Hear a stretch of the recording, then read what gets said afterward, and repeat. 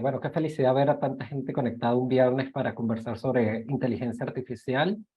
Se nota que está el tema muy presente en la discusión pública y bueno, esperamos que también este sea un espacio hoy para que ampliemos nuestras perspectivas alrededor de la inteligencia artificial, además con invitadas e invitados de diversos campos del conocimiento que tienen mucho tiempo trabajando estos temas. Mi nombre es Alejandro Martínez, yo soy profesor de la Facultad de Artes Liberales de la Universidad Adolfo Ibáñez y bueno, estoy encantado de poder moderar la discusión de hoy. Una discusión que además trata de un tema, la inteligencia artificial, que como hemos podido ver en los medios, parece que ha llegado a darnos todas las respuestas, a resolvernos todos los problemas del mundo. Pero a mí lo que me ha sucedido, y ha sido también algo compartido con otras colegas y colegas, es que la inteligencia artificial en realidad me ha generado muchas preguntas. Tengo muchas dudas también sobre cómo se va a integrar o cómo ya está integrada en nuestra vida cotidiana, cómo va a impactar la educación, cómo va a impactar a la creación literaria, la creación artística, cómo va a significar un cambio también para la ingeniería, para el derecho, para la psicología, para el periodismo. Así que bueno, esperamos que hoy en este conversatorio de una hora y media, no vamos a poder resolver todas las dudas, pero por lo menos que algunas de nuestras interrogantes queden aclaradas. Algo importante antes de empezar es que, bueno, por supuesto la inteligencia artificial lleva muchas décadas de desarrollo, pero algo que ha llamado la atención es que desde noviembre de 2022, con el lanzamiento de ChatGPT, parece que no, ha sido un llamado de atención de cómo la inteligencia artificial hasta está ya tan presente en nuestra vida cotidiana. Entonces, bueno, hay que tomar en cuenta que la inteligencia artificial no nació con ChatGPT, lleva mucho tiempo de desarrollo, y hoy, bueno, tenemos que estar también atentas y atentos a cómo está impactando nuestro día a día. Bueno, para dar inicio al conversatorio, voy a presentar a nuestras distinguidas y distinguidos panelistas de hoy. Tenemos con nosotros a Gabriela Reagada Brunao. Ella es profesora asistente del Instituto de Ética Aplicada y en el Instituto de Ingeniería Matemática Computacional de la Universidad Católica de Chile. Asimismo, es investigadora joven del Centro Nacional de Inteligencia Artificial en Chile. Es candidata a doctora en Ética Aplicada por la Universidad de Leeds, en Inglaterra. Sus áreas de investigación incluyen la ética de datos, la ética de la inteligencia artificial, la filosofía de la tecnología, la ética aplicada en líneas generales, y sus trabajos han estado sobre todo relacionados con temas de sesgos, de discriminación y justicia. Así que bueno, gracias Gabriela. También tenemos con nosotros a John Atkinson, quien es PhD en Inteligencia Artificial por la Universidad de Edimburgo, en el Reino Unido, y es profesor titular de la Facultad de Ingeniería y Ciencias de la Universidad Adolfo Ibáñez, donde además dirige el Magíster de Inteligencia Artificial, que no nació con ChatGPT, lleva ya muchos años este Magíster de Inteligencia Artificial, y bueno, sus áreas de investigación incluyen, por supuesto, la inteligencia artificial, el procesamiento del lenguaje natural, analítica textual y aprendizaje automático. En 2010 recibió la distinción ACM Senior Member Award en Nueva York, Estados Unidos, por su contribución internacional en informática, y es autor de un libro que recomiendo mucho, se llama Analítica Textual, una introducción al análisis de información no estructurada, que pueden conseguir muy fácilmente en Amazon. Gracias, John. También tenemos con nosotros a Miguel Hurtado, que es matemático, tecnólogo, poeta y artista de nuevos medios peruano. Es profesor del Departamento de Arquitectura de la Universidad Peruana de Ciencias Aplicadas. También es director de Más Médula Lab, que es un laboratorio de poesía y nuevos medios. Ha sido el editor del volumen número 2 de la antología Literat y becario del programa FabLearn en la Universidad de Columbia. En 2014 recibió el premio Vida 16 de la Fundación Telefónica para proyectos de vida artificial, y en 2020 ganó la primera edición del premio Hub Musical Chile para proyectos de arte inmersivo. Y bueno, también Michael ha sido mi profesor sobre literaturas digitales, así que he aprendido mucho con él y me alegra que pueda compartir hoy con nosotras. Y finalmente También me alegra mucho presentar a Jennifer Hayward, que es una colega mía acá en el Departamento de Literatura y que también es profesora titular del Departamento de Literatura y Humanidades Digitales en The College of Worcester, donde ocupa la cátedra Virginia Myers. Eh, Jennifer obtuvo su doctorado en la Universidad de Princeton, en Estados Unidos, y sus áreas de investigación se centran en las humanidades digitales, la literatura de viajes del siglo XIX y los archivos digitales. Además, Jennifer está dando ahorita un curso acá en la Universidad Adolfo Ibáñez sobre humanidades digitales, y también la próxima semana, para las estudiantes y los estudiantes que están en línea, va a dar un taller sobre ChatGPT que les recomiendo mucho asistir. Así que bueno, les doy la bienvenida. Ya vemos que somos 100 personas conectadas. Así que bueno, voy a dar inicio un poco al conversatorio. Mi idea es, voy a presentar un par de preguntas para abrir la discusión con los invitados, con los colegas, y luego vamos a abrir un espacio también para conversar y discutir las preguntas que ustedes tengan. Siéntanse, por supuesto, libres de usar el chat si quieren ir ya dejando preguntas, comentarios a partir de la discusión, y al final también podrán ustedes hablar a viva voz. Entonces, bueno, para comenzar, yo quería un poco pedirles que cada uno se presente también brevemente y cómo han estado desde hace mucho tiempo, no desde noviembre del 2022, trabajando con inteligencia artificial. Algo que comentábamos antes de dar inicio a este conversatorio es que si uno, por ejemplo, hoy ingresa a Vimeo, a cualquier plataforma, va a encontrar muchos videos de conversatorios de inteligencia artificial. Pero una de las cosas que llaman la atención es que son conversatorios o presentaciones que se encierran en una disciplina, o es solamente ingenieras, ingenieros hablando de inteligencia artificial, o son abogadas y abogados, o son filósofos y eticistas hablando de inteligencia artificial.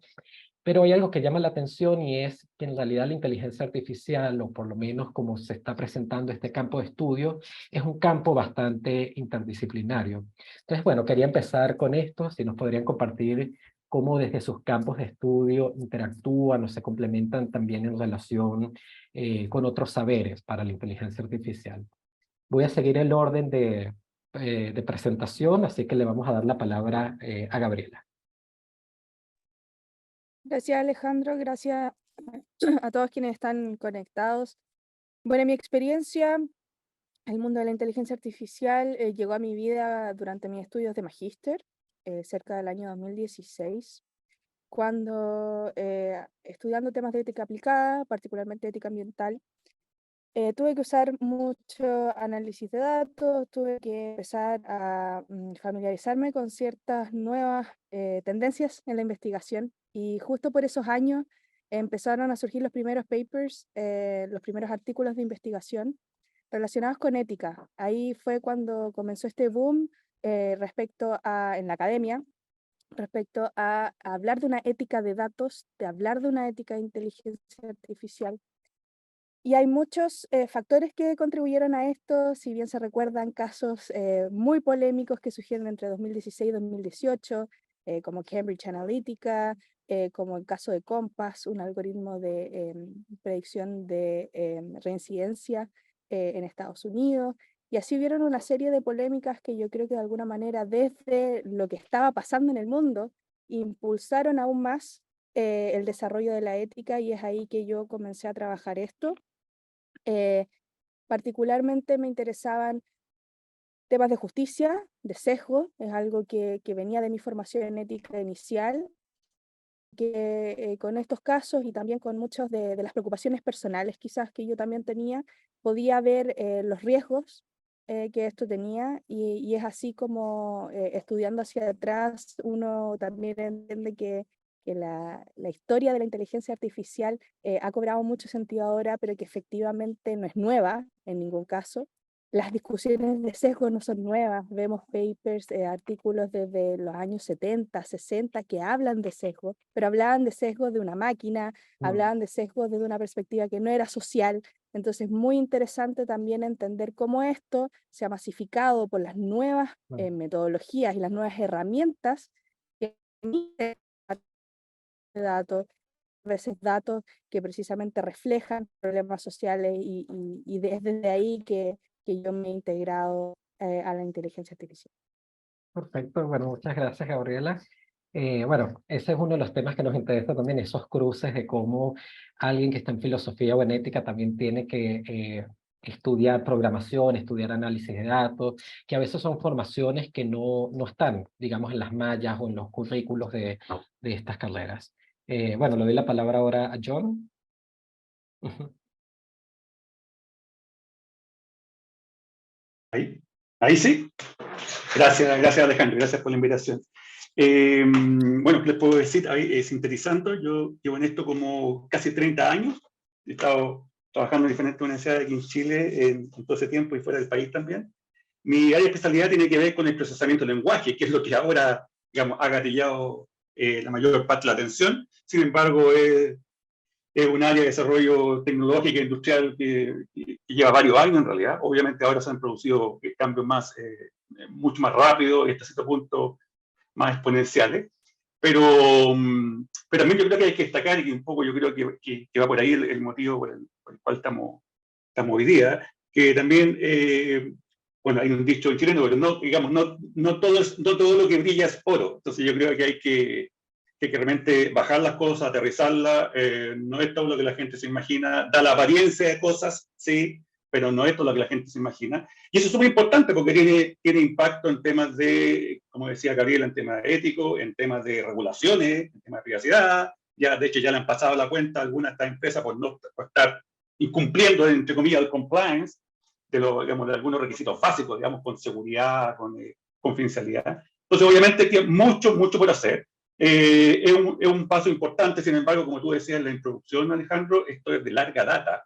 Y yo diría, con esto me gustaría terminar el punto, larga data, entonces yo creo que mucha gente se pregunta, ¿y por qué no lo vi antes? Dos razones fundamentales. Una, porque es una de las pocas veces que la cosa se ha hecho a mi gusto, irresponsablemente accesible, sin ni siquiera haber salvaguardado cosas básicas primero antes de sacarlas. ¿Ya? Y eso es importante, porque tú dirás, pero eso lo hacen todos. No, porque hay empresas que fueron más responsables, porque todos se preguntan, oye, ¿qué pasó ahora con la moda ChatGPT? ¿Qué pasó con Google? Bueno, Google tiene algo mucho mejor. Lo que pasa es que no lo ha sacado al mercado porque no solamente se preocupó del aspecto de regulación, sino que parte de sus propuestas están considerados muchos estos criterios de seguridad, sensibilidad, etcétera, etcétera. Entonces yo creo que hay que aterrizar un poco las cosas. Eso por un lado. Y por otro lado, yo creo que lo que ha sido importante que no pasaba 10, 15, 20 años atrás, que tenemos que reconocer que el marketing y todo el efecto disipador, digamos, en redes sociales, obviamente algo, es un marketing, y yo esa parte reconozco, un marketing que ha sido extremadamente importante. Yo creo que el 80% del éxito, el 90% del éxito de esto ha sido marketing que no se daba antes. Por la sencilla razón que hay que ponerlo en contexto, muchos de estos avances recientes vienen de las empresas privadas, no universidades. Y para bien o para mal, digamos, empresas y universidades en el mundo acostumbran a tener indicadores diferentes. Entonces, el caso de la universidad es mucho más cerrado porque se difunde en una comunidad, en tus pares académicos, científicos. Y el caso de la empresa, claro, como tiene que vender también, es natural, tiene que sobrevivir. Entonces, tiene otro mecanismo de difusión. Entonces, yo creo que estamos ahí estamos en el punto donde tenemos que pensar cómo equilibramos bastante estos aspectos, porque por un lado, claro, podemos sacar cosas súper rápido, pero nos echamos al bolsillo un montón de aspectos que tienen que ver con regulaciones y cosas que, ojo, están mal hechas, no se hacen bien. Más allá que lo que uno crea que funciona todo súper bien, no, y de hecho ya estamos empezando a sufrir de alguna manera los efectos colaterales. Entonces, ese primer llamado a tener cuidado cada vez que viene alguna herramienta tecnológica que luce que nos va a resolver todos los problemas y que nos va a sacar de los problemas del hambre mundial y cosas por el estilo, y en realidad es mucho más aterrizado y es más de nicho que lo que uno piensa. Perfecto, gracias, John. Bueno, Gracias a ti. Muchas gracias por la invitación, Alejandro, y bueno, gracias a todos por haberse conectado. Bueno, mi incursión en el campo de la inteligencia artificial en realidad comienza desde mis últimos años en el pregrado, cuando descubrí, por ejemplo, que había matemáticos que realizaban pruebas utilizando el computador. Y en esa época, por ejemplo, estaba muy de moda usar ParyGP o usar Sage, que era un lenguaje de programación, pero orientado hacia el campo, digamos, de la teoría algebraica de números. Esa era mi área de investigación inicial.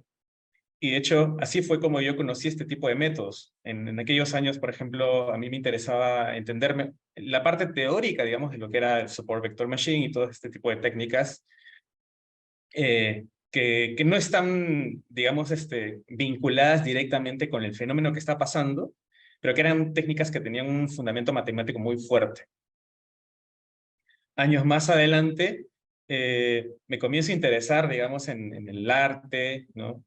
Y en el diseño, y comienzo a experimentar, digamos, aprovechando mis conocimientos matemáticos, comienzo a experimentar con algoritmos que me permitan, por ejemplo, generar diseños, patrones, obras digitales.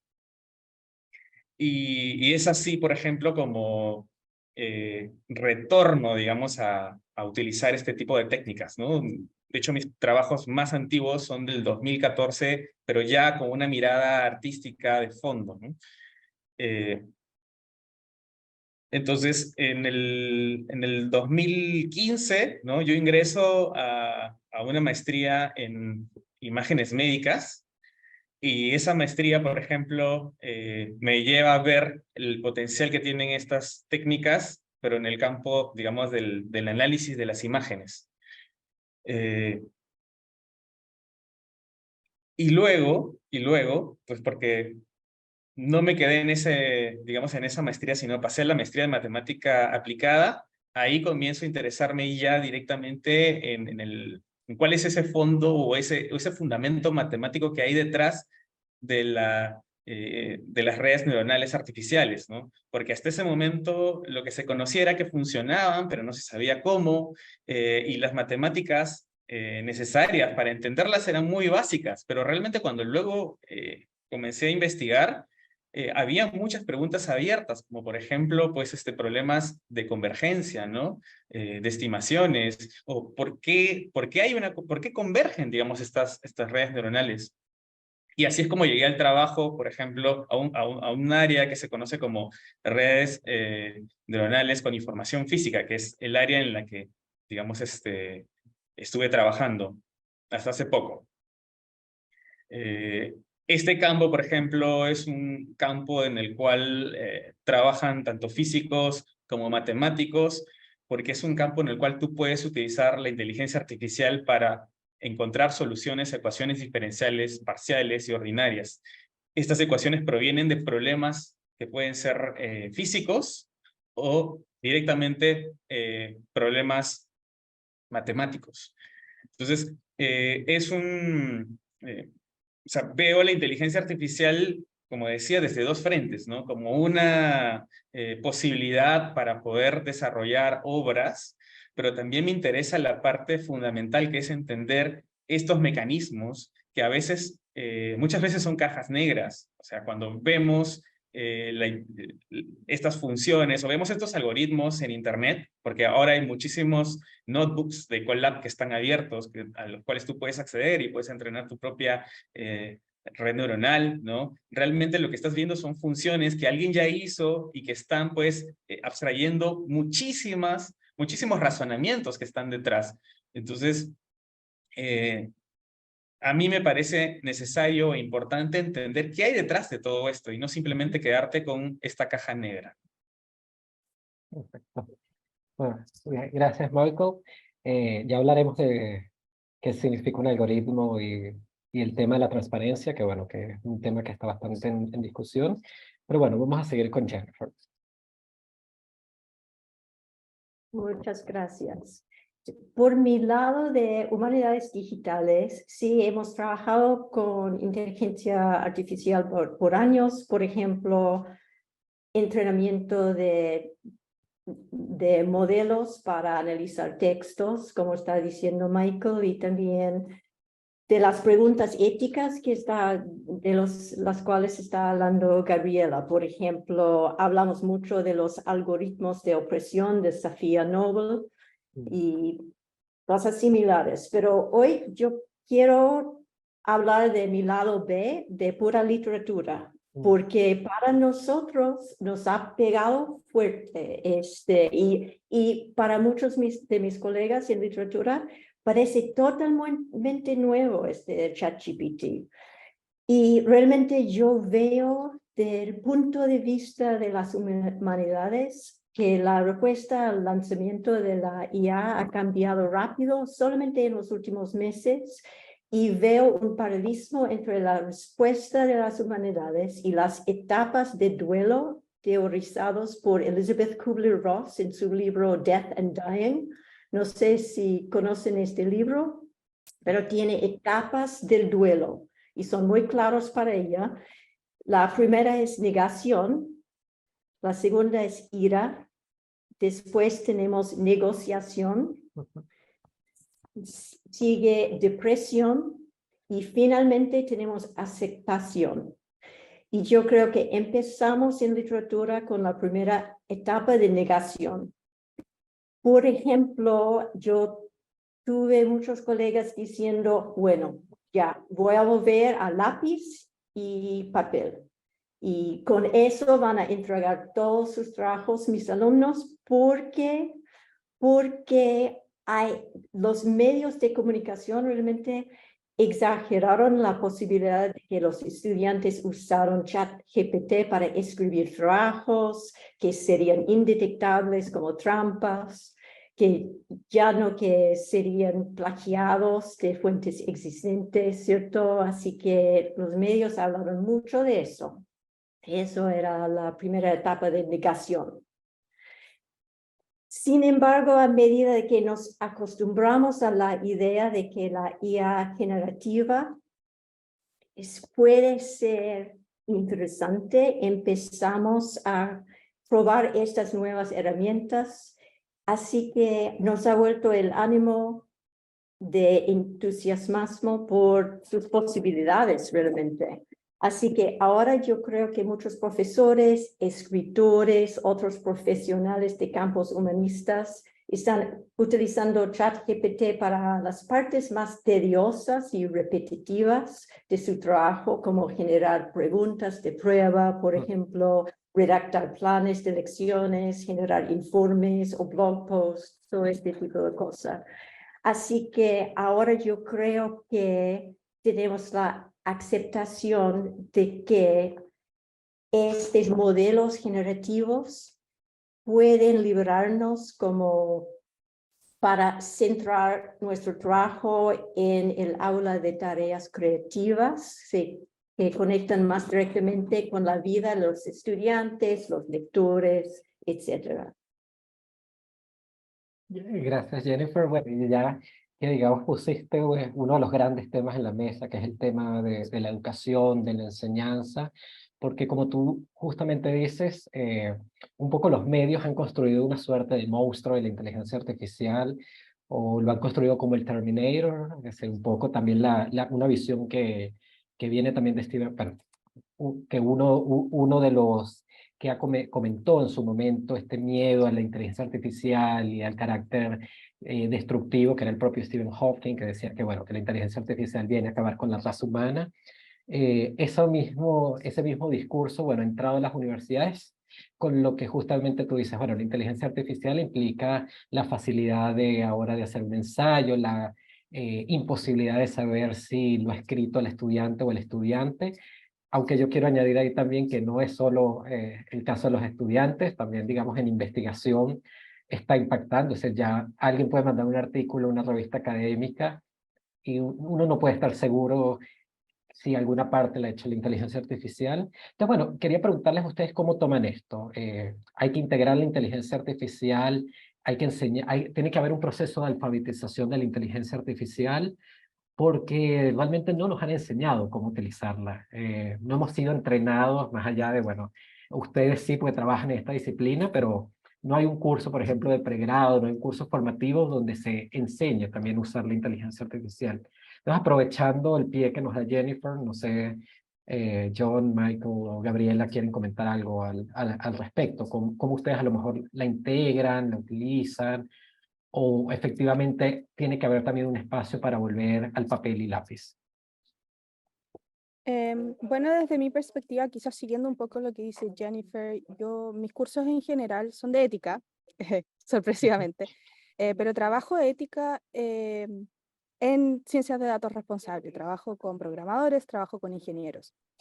Y uno de los grandes valores que yo he visto de esto es algo que, como a mí me gusta pensar la inteligencia artificial. Yo sé que vamos a entrar en el debate de chat GPT-3 y el posible GPT-4, la carta que todos sabemos que está rondando, pero antes de tirarnos a eso y de reflexionar más a grandes rasgos, hay algo que tiene que ver, que yo creo que quizás viene también de nuestras formaciones, que tiene que ver con cómo pensar los futuros, ¿ya? Estamos acá frente a tecnologías emergentes que no necesariamente tienen objetivos claros, que nos dan muchas oportunidades, pero esas oportunidades tenemos que saber manejarlas.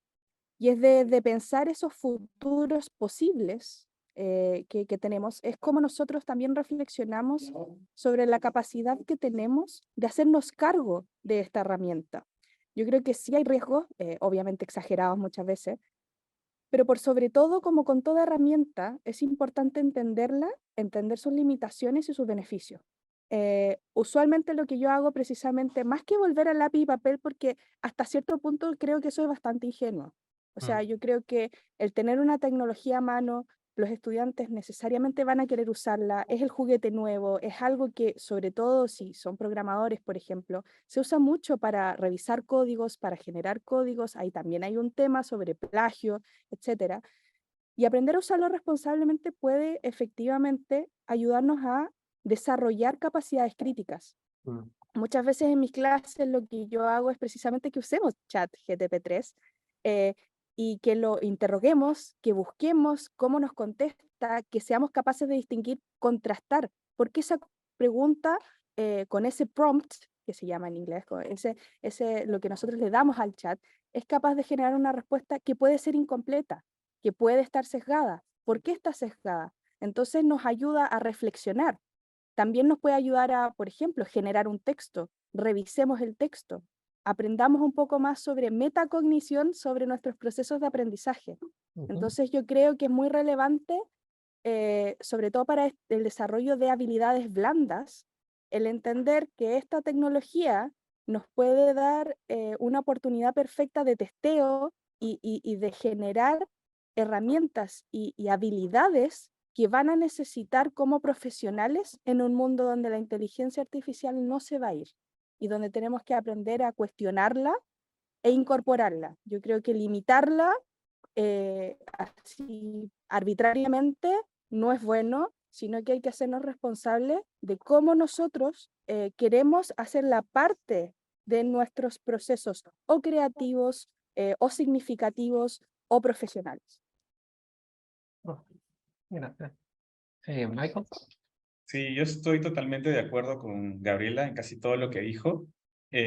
Como docente de la Escuela de Arquitectura, por ejemplo, he notado el temor de mis colegas porque se están enfrentando, digamos, a una tecnología que desconocen y que ya te permite, por ejemplo, generar no solamente imágenes planas, sino también 3D. De hecho, es un área en la que yo estoy investigando, cómo a partir de un texto obtener ya el 3D de una estructura arquitectónica.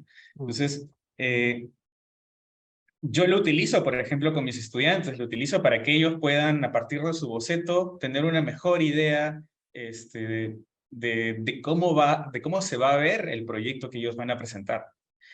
Porque además es un curso de diseño computacional y es importante que ellos entiendan cuáles son los alcances, ¿no?, de este tipo de tecnologías. Entonces estoy totalmente de acuerdo con Gabriela. Creo que más bien el no hacerlo, el no utilizarlo en el aula, creo que ampliaría la brecha tecnológica que hay con respecto de otros países, ¿no? Y creo que desde Latinoamérica siempre hemos tenido esa mirada de resistencia, calibanesca, ¿no? De agarrar una tecnología, ¿no? Y experimentar con ella. Quizás donde estoy un poco en desacuerdo es en nombrarla como herramienta, ¿no? ¿Por qué? Eric Sadin, ¿no?, tiene justo un argumento bien interesante al respecto. A veces cuando nosotros reducimos una tecnología a su carácter instrumental, olvidamos de las consecuencias, ¿no? Específicamente hablando de la inteligencia artificial, ¿no? No es una herramienta en el mismo sentido que lo es un martillo, por ejemplo. Porque un martillo no te dice qué tienes que hacer. Cuando tú usas una aplicación como Waze, te dice cómo llegar de un punto A a un punto B, ¿sí? Y muchas veces tú ya ni siquiera le das la contra, ¿no? Y realmente te pones a analizar si efectivamente esa es la ruta más corta. Y a veces me ha pasado que he subido a alguna movilidad, a algún taxi, y el taxi por seguir las instrucciones de Waze ha dado vueltas y vueltas, ¿no? Entonces, creo que no estoy tan de acuerdo con decir que es una herramienta, ¿no? Sí, solamente eso, pero estoy totalmente de acuerdo con todo el resto. Sí, y bueno, antes de pasar a John, ese era otro tema que lo dejo ahí también por si John quiere abordarlo ahorita, que tiene que ver con la terminología que utilizamos para hablar de inteligencia artificial. Ese pues parece que además como que todo es inteligencia artificial, a veces hablamos de sistema, o hablamos de herramientas, o se habla de algoritmos.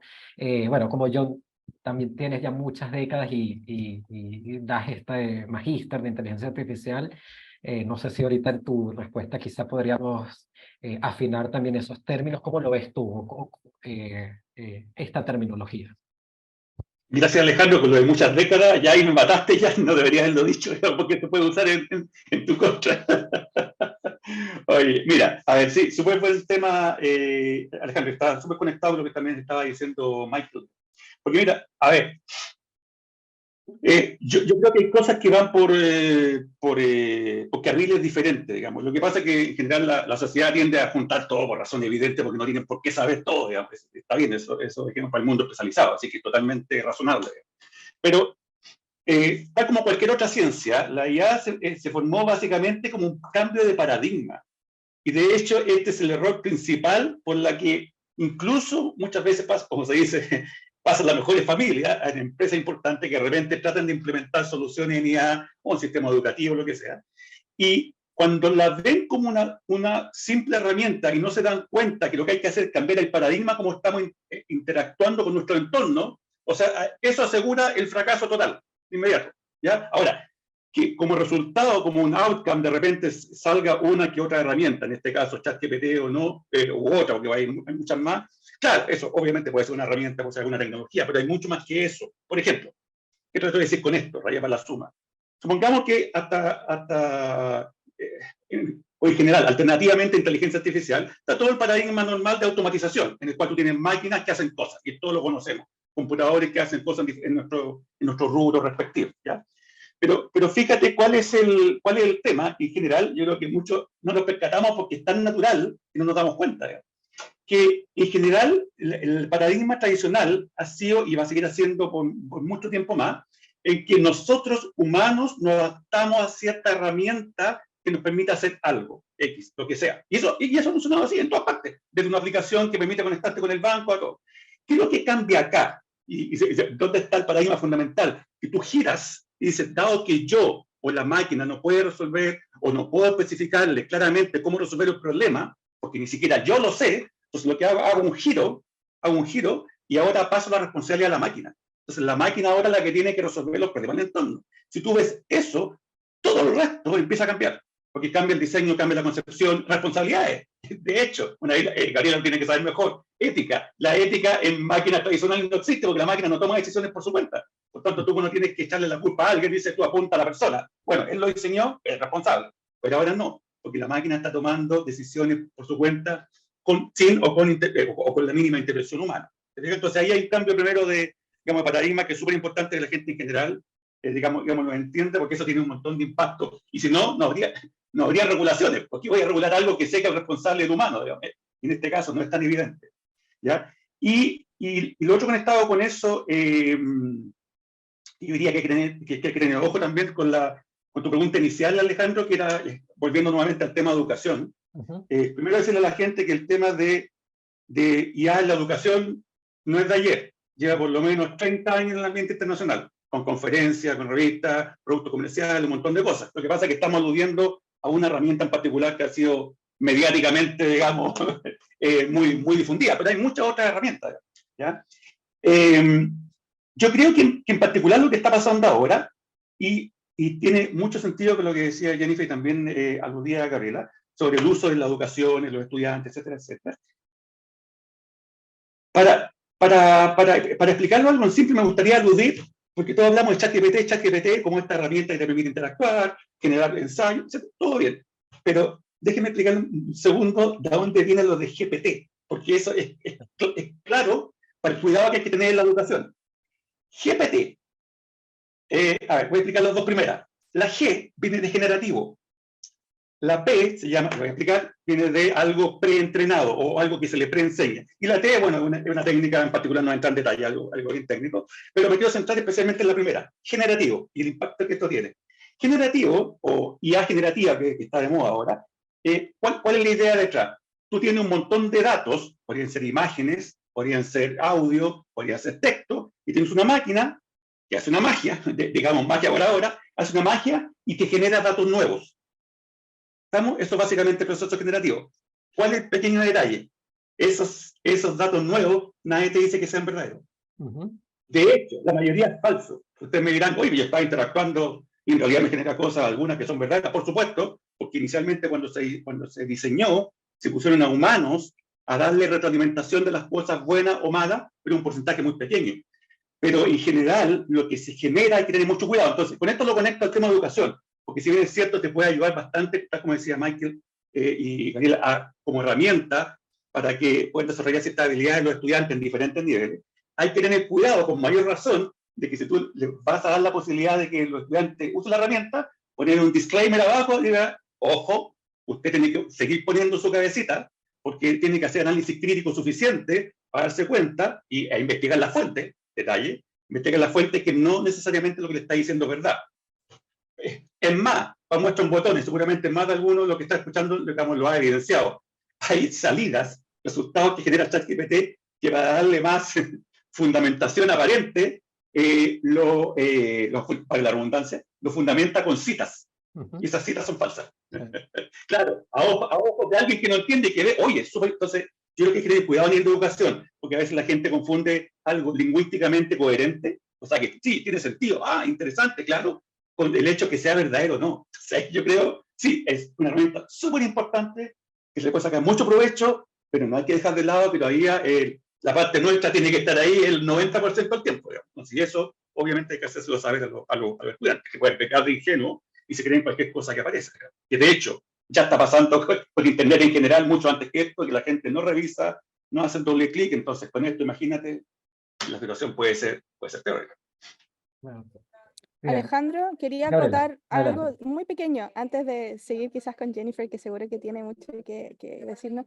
Más que nada, quizás aclarar que el tema de cómo yo estaba entendiendo una herramienta era muy similar a lo que dijo John, o sea, que GTP como chat es una herramienta, en ningún caso, perdón si se malentendió, que la inteligencia artificial es una herramienta, porque precisamente esta idea que tenemos, sobre todo en educación, de desarrollo de pensamiento crítico, es precisamente lo que de alguna manera nos sobreexige el cambio paradigmático, porque no estamos hablando de que la inteligencia artificial sea una herramienta, sino que a partir de ese cambio en la metodología y en el pensamiento y en la distribución científica es que somos capaces de generar nuevas herramientas basadas en ella, pero es que esas herramientas, claro, cómo las pensamos, etcétera, pero estoy completamente de acuerdo en que de hecho yo considero que la inteligencia artificial además es necesariamente sociotécnica. Entonces, el hecho de que sea sociotécnica hace que no sea una herramienta en sí misma, sino que es parte de la constitución misma de la sociedad que estamos viviendo. Exacto. Oye, y quería perdón, hacer un paréntesis de lo que dijo Gabriela, súper importante también, que de hecho, por eso yo hice la aclaración, porque de hecho es tan generalizado, y creo que tú lo basaste en algún sentido, Alejandro, también, que hoy en día yo creo que a muchos les pasa, incluso los medios se contagian de esto, que de repente las personas ven cualquier aplicación de celular, de lo más rutinaria, digamos, una consulta, no sé, en mi cuenta bancaria, y todo tiene IA, es la gente que tiene que todo la aplicación, tiene IA. O sea, ahí claro, ahí lamentablemente demasiado generalizado, digamos. Entonces, por eso hay que aclararlo, digamos, llevarlo un poco a la tierra. Así es. Bueno, Jennifer, la conversación salió de tu intervención y volvemos a ti. No sé si quieres añadir algo más a la discusión.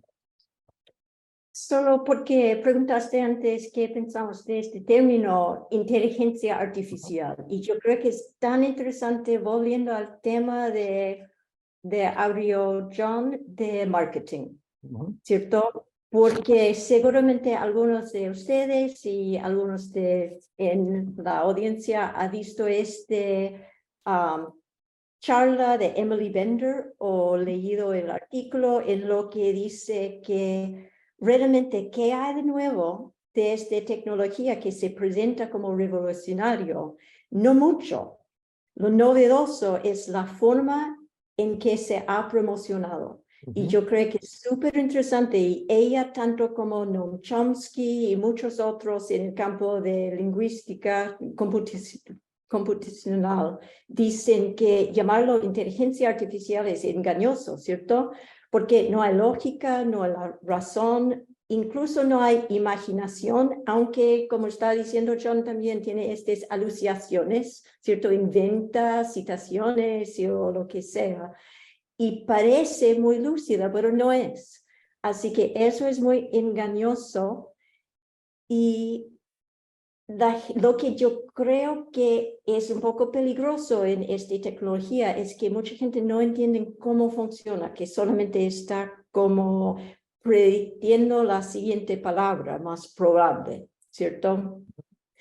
Así que todos estos artículos en los medios de que yo creo que era el Bard de Google, dijo a algún reportero que estaba enamorado con él. Todas estas cosas son un poco peligrosos, ¿cierto? Y este tema de marketing es muy complicado e incluso ha sido brillante, yo creo, como no solo ChatGPT, sino también Bing Search, DALL-E, Midjourney, ahora Bard de Google, se lanzaron al público global, ¿cierto? Fuera de su campo normal de profesionales de TI. Y también me parece que han creado deliberadamente una economía de escasez en establecer listas de espera, ¿cierto? Así que ya tienes acceso, no tienes acceso, quién puede utilizar ChatGPT 4 y todo eso. Es brillante, pero también es un poco peligroso, ¿cierto? Porque está creciendo tan rápido y no entendimos exactamente cómo funciona. Y no estamos preguntando por qué queremos estas tecnologías. Sí. Alejandro, disculpa que dale, quería dale. tomar el último punto que decía Jennifer, que es súper importante. Y cuando yo te decía, oye, ¿qué es lo que significa GPT para que la gente entienda de dónde viene digamos, la naturaleza de todo esto? Pero me gustaría, y que tiene mucha relación con lo que dijo Jennifer, explicar qué es lo que significa la P y los problemas que nos causa la P, porque lo que nos va a empezar a causar. La P es un tecnicismo, se llama, significa preentrenado. ¿Qué significa eso? Es un sistema que alguien que tiene los recursos de infraestructura le enseñó, y el resultado de lo que le enseñó, y aquí está el detalle al cual quería ir, está prácticamente monopolizado en unos pocos. Entonces, porque uno podría decir, pero uno lo puede hacer en la casa. No, no lo puede hacer en la casa, porque requiere demasiada infraestructura. Entonces, lo que está empezando a pasar con esa simple P es que se está generando, además, una dependencia económica de infraestructura que en realidad está en control de, yo creo que los de una mano quizás me sobran, digamos. Entonces, es igual, es peligroso, porque sí, entretenido, jajaja, usarlo y como herramienta, generar aplicaciones, todo lo demás que muchos generalmente han visto por ahí en los medios. Pero nadie se ha percatado que esto es como el agua, como un proveedor del agua, y que estamos dependientes de 3, 4 personas, 3, 4 actores importantes, y qué va a pasar cuando nos corten. Bueno, de hecho, sin ir más lejos, ya empezó toda la batabola y ya empezó a generarse una restricción que se va a cobrar por acceso, que ahora hay que pagar, que no era tan open como decía. Entonces, no es menor, o sea, tiene un impacto social, económico extremadamente importante esto que unos pocos estén controlando todo. Sí, bueno, y además todo el impacto ecológico que implica la inteligencia artificial. Además, Leí un artículo justamente que decía, bueno, que la inteligencia artificial puede ayudarnos a encontrar nuevas estrategias para ahorrar energía, para salvar al medio ambiente, para impactar positivamente, pero igual hay un gasto de energía con estas máquinas procesando esta cantidad de datos. Y aprovechando lo que decían, bueno, con todo este tema del marketing también, que un poco los medios utilizan un lenguaje muy antropocéntrico para referirse a la inteligencia artificial. Ustedes lo decían, se enamora, está pensando, no estamos entrenados o acostumbrados a cuestionarla también. Por ejemplo, Kate Crawford, que tiene un libro muy interesante sobre cómo las relaciones de distintas instituciones de poder con la inteligencia artificial, ella recuerda un poco, bueno, que no hay que simplificar la inteligencia humana a un mero proceso de información. También tanto en la inteligencia humana como en estos procesos de inteligencia artificial, hay fuerzas sociales, culturales, políticas, económicas, y como decías tú, John, bueno, ¿cuántos son los capitales que también están detrás de de estas investigaciones sobre inteligencia artificial? Entonces, yo les quería preguntar un poco, para evitar este lenguaje antropocéntrico donde básicamente pensamos en la inteligencia artificial como este Robocop que va a llegar y nos va a matar a todos en algún momento, o esta idea también del filósofo Nick Bostrom, que dice un poco como, bueno, que la inteligencia artificial plantea el peligro de la extinción humana.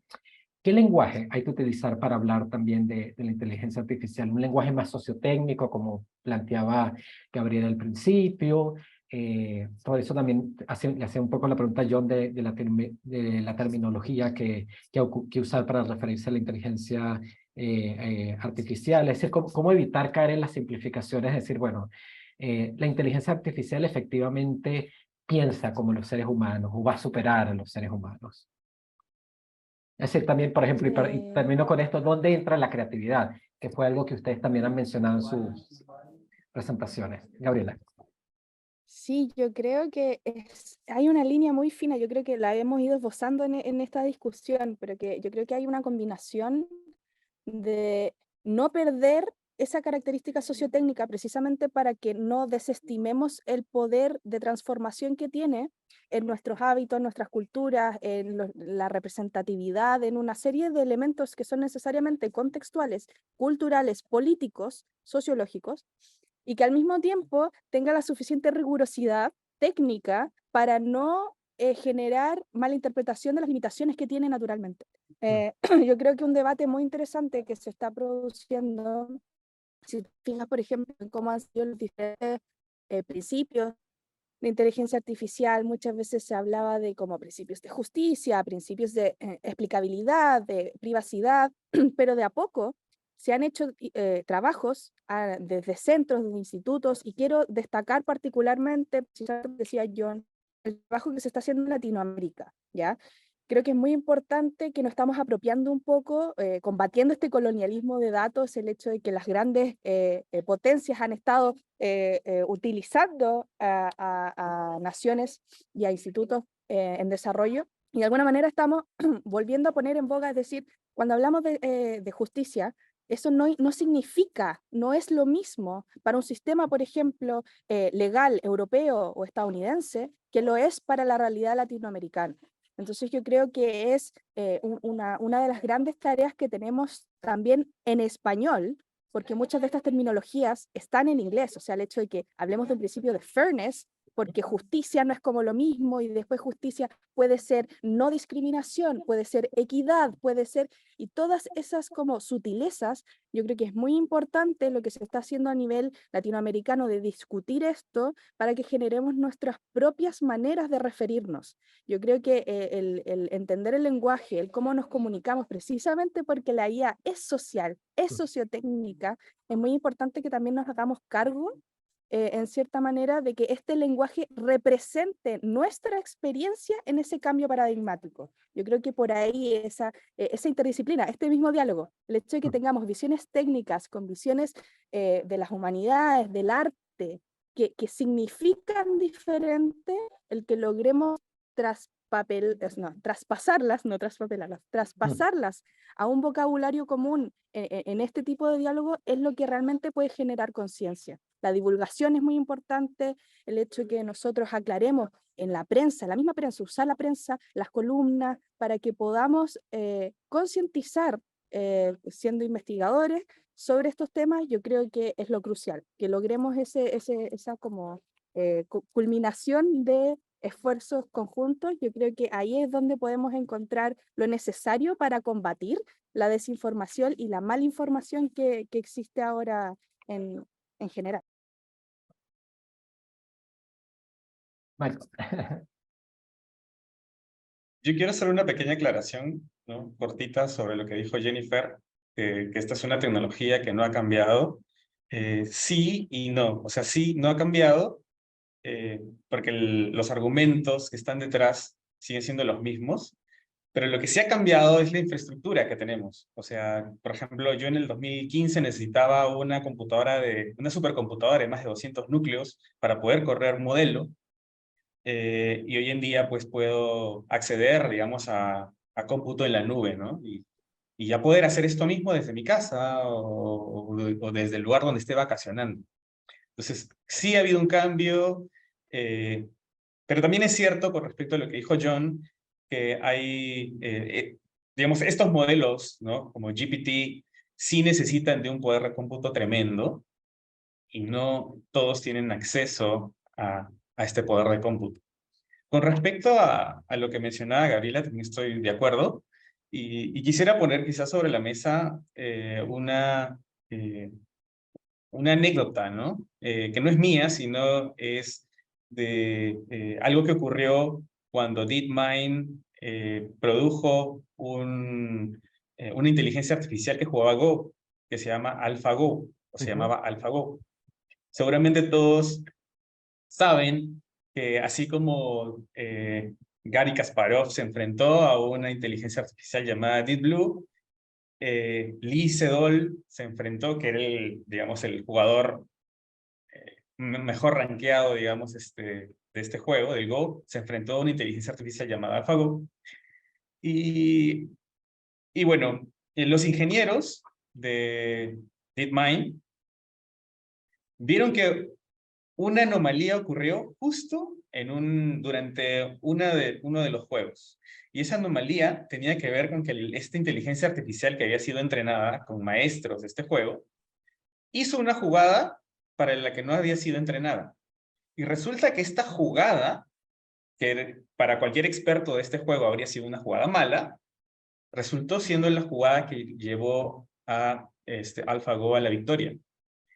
Es bien interesante porque hay un documental sobre esto, o sea, está documentado, y cuando les preguntan a los ingenieros, oye, ¿y qué pasó? ¿No? Ellos no tienen una explicación para esto, y se deja, digamos, como se deja como entender como si esta falla quizás de alguna manera esté ligada a lo que nosotros llamaríamos como creatividad, ¿no?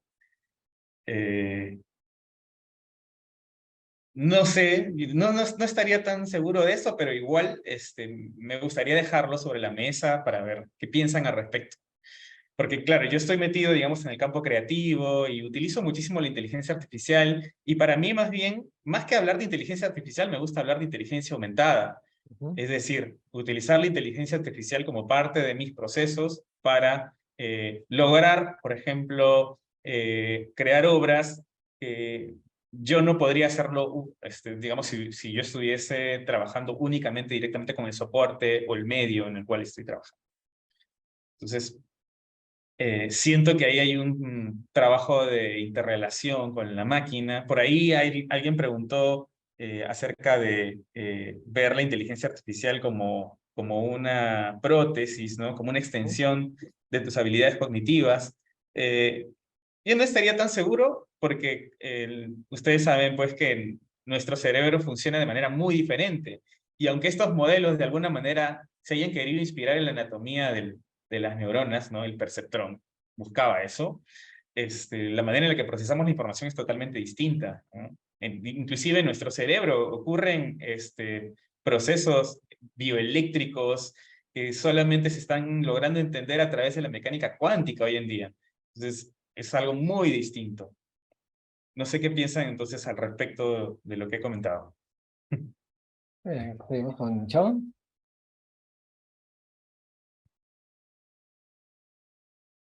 Sí, ¿cuál de todos los temas? Perdón que me perdió, que son varios. Sorry.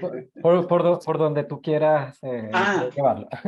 Ya, ok, de ahí vamos conectando. Eso. Sí, lo último que decía Michael, sí, efectivamente, hay un tema ahí que Michael lo nombró como directamente 2 veces, con estas conductas impredecibles que nombraba Michael, ¿cierto?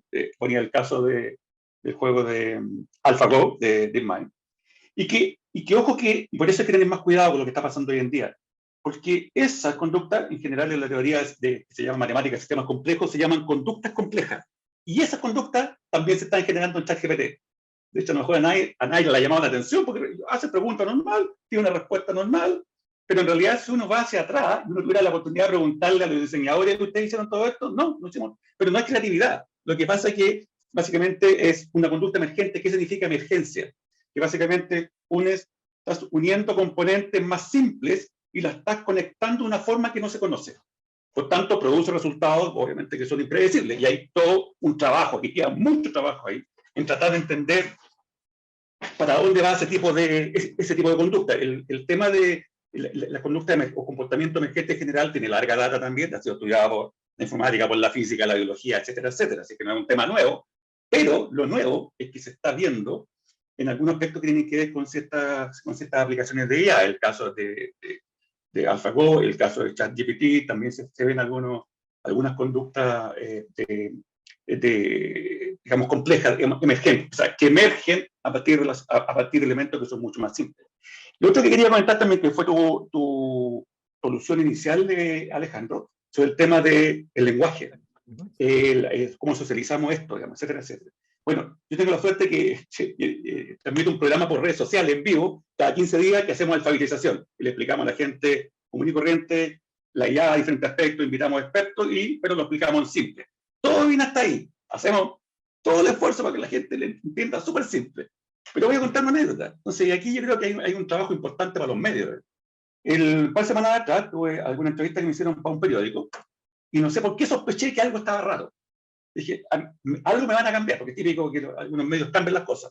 Y como mi desconfianza tenía razón, de repente empiezo a ver algo que me habían pedido, en particular era sobre los temores que las personas ven de la IA, los 10 temores más típicos, y en uno de esos puntos, el diario, ya menos mal que en la página web del diario, no en el escrito físico, aparecía la palabra, el temor a los Terminator, cosa que yo jamás dije. Lo único que dije en máquina, computadora, y que cuidado con esto, todo otro, y de repente el periodista se le ocurre y mete Terminator. Obviamente nos quejamos, de hecho. Nos quejamos en la universidad, digo, oye, está bien que editen, pero yo jamás he dicho eso, y además eso empieza a generar una batadora, especulaciones. Entonces, aquí lo que hoy, de repente podemos hacer todo el esfuerzo en socializar todo el lenguaje, pero por otro lado nos empezamos a pegar contra la pared que hay medio o empresa en general, dentro y fuera del país, porque esto pasa en todas partes, tampoco hay que ser injusto en eso, ¿ya? Que obviamente tienen otros indicadores también de lo que quieren, digamos, no nos podemos poner una venda, lo que quieren es vender y vender, digamos, que la gente se conecte, que visite, que, digamos, que se genere una polémica, etcétera, etcétera. Y eso no está muy lejos también de lo que decía Jennifer, que lo que ha pasado internacionalmente con muchas cosas que han aparecido en los medios, tienen más o menos el mismo fin. Cuando han aparecido, ustedes a lo mejor se acordarán, en el 2017, toda una parafernalia porque supuestamente habían 2 robots que supuestamente en la empresa Facebook, ahora es Meta, se pusieron a conversar, inventaron un lenguaje extraño, y supuestamente los ingenieros tuvieron que desconectar porque era lo peor que podía pasar por el universo, y los extraterrestres nos están mirando y va, este planeta se va a destruir. Fue una pura mentira, que fue una especulación de un periodista. Un periodista que lo tomó, no entendió mal, o lo hizo a propósito, se empezó a girar toda una patada, la bola de nieve, ¿cierto? Y crecer, y ojo, por eso esto es tan complicado, porque se hizo cargo hasta el día de hoy, hasta el día de hoy, se hizo cargo en medios prestigiosos, tipo BBC, CNN, que lo publicaron a todos los vientos, digamos, sin ningún pero, y claro, ahora recién dijeron, mire todo lo que se generó fue una mentira, una mala información. Sí, pero ustedes mismos lo difundieron. Entonces, claro, ahí también los medios son responsables, que todos nosotros podemos difundir de la mejor forma, lo más responsable posible, pero claro, cuando nos encontramos con el obstáculo que otros se miden de otra forma y tienen que vender, entonces tienen que cambiar el tenor. Lo mismo pasó con Google, sin ir más lejos. Estoy nombrando 2 casos puntuales, pero hay muchos más. Google el año pasado, no, esto es reciente, ¿cierto? Con el famoso ingeniero de Google, que se puso a interactuar con unos modelos, obviamente con un fan netamente publicitario de toda la empresa, digamos, que él creyó, además así se dice, digamos, que creyó que está interactuando con una máquina que se hizo consciente,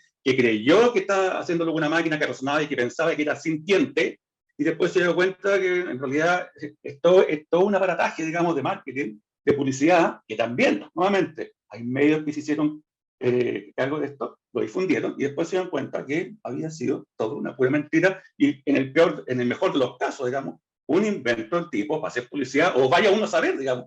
Quizás la misma empresa lo empezó a difundir porque obviamente es un tema publicitario y estoy mirando a mis competidores, los competidores están hablando de otras cosas, entonces tengo que marcar la diferencia. Entonces no nos olvidemos de eso también, o sea que muchas de estas cosas, especulaciones, hay todo un tema, sí, por hacer publicidad, pero también un tema de marketing, un tema de venta, o sea, es más, para muestra un botón, lo que está detrás de ChatGPT no es lo mejor. Hay varios otros modelos mucho mejor, pero ¿cuál es la diferencia? Lo vendió mejor. Y lo hizo accesible. Y hizo lo que decía al principio, toda una campaña de marketing. Entonces, yo creo que hay que perderse ahí de repente, y yo creo que hay que cambiar a tierra, digamos, que las cosas no son tan así como parecen. Y lamentablemente eso va en contra de toda la difusión, todo el lenguaje que decía Alejandro, que podemos hacer para que la gente entienda todas estas cosas, digamos. Porque transmitimos por un lado y después llegan los medios y hacen otra cosa. De hecho, perdón, me estaba recordando otro caso aquí en Chile, sin ir más lejos. Final del año pasado, si no me equivoco, un medio publicó una imagen de cómo se vería Santiago después de tantos años con una catástrofe. No sé si lo vieron. Pero claro, pero me encuentro extremadamente peligroso, digamos. Está bien, pero ¿por qué no se quedan callados y hacen otra cosa? O ponen contexto. No, entonces para las personas comunes y corrientes, ¿cierto? Que ven eso, o sea, más de uno se puede asustar, le puede dar un semi-infarto al miocardio, como que está mirando un desastre, ¿a dónde es eso? Porque además la gente a veces no acostumbra a leer todo el detalle y se queda con la pura foto que dice desastre en Santiago y ve toda la destrucción que hace al más estilo de Armagedón en las películas. Entonces, yo creo que también tiene que ver con lo que decía Gabriela, el tema de responsabilidad también, le echamos la culpa a las máquinas, responsabilidad a las máquinas, pero los humanos son iguales o más, somos más irresponsables. Sí, y bueno, y antes de darle la palabra a Jennifer y luego ya pasar las preguntas del público, escuchándolas a ustedes tres primero, hay también un poco lo que tú decías de que ChatGPT se vendió mejor, hizo mejor marketing. Otro de los problemas que, bueno, dejo para la mesa, para la discusión, a lo mejor alguien del público después también quiere interrogar sobre eso, tiene que ver si efectivamente acceder a ChatGPT, acceder a otros, vamos a ponerle el término herramientas por ahora, herramientas de inteligencia artificial, realmente permite superar brechas sociales, supera la desigualdad, o realmente, digamos, este tipo de herramientas insisten en las desigualdades sociales, porque no es lo mismo alguien que sepa o haya sido entrenado a cómo hacer un prompt, entender también de qué manera el algoritmo responde a ciertas preguntas o no, a alguien a quien directamente le lancen este tipo de herramientas. Me parece que, bueno, en eso en parte también es este conversatorio, creo que hay que tiene que haber un gran proceso de alfabetización en cuanto a la inteligencia artificial. Y ahora terminamos con Jennifer y abrimos las preguntas. Eso tiene un poco de ser con lo que preguntas, pero más relacionado a lo que está diciendo John, solamente para agregar lo que está abajo de todo lo que ustedes están diciendo, de que tenemos que acordar siempre en qué data están entrenando estos modelos, ¿cierto? Es data de la basura del Internet, tal vez también relacionado a lo que está diciendo Gabriela, de las oportunidades de la gente de Latinoamérica y de gente hispanohablante.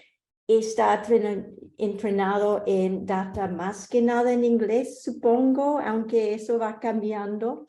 Así que tenemos que pensar siempre de dónde vienen las palabras de ChatGPT y los demás, ¿cierto? Pero pensando en las oportunidades, sí, yo creo que los académicos, por ejemplo, están bien posicionados para impulsar un uso más complejo de la IE, un conocimiento híbrido, y pensando en análisis basado en datos de repositorios textuales a gran escala, de muchos más diversidad, ¿cierto?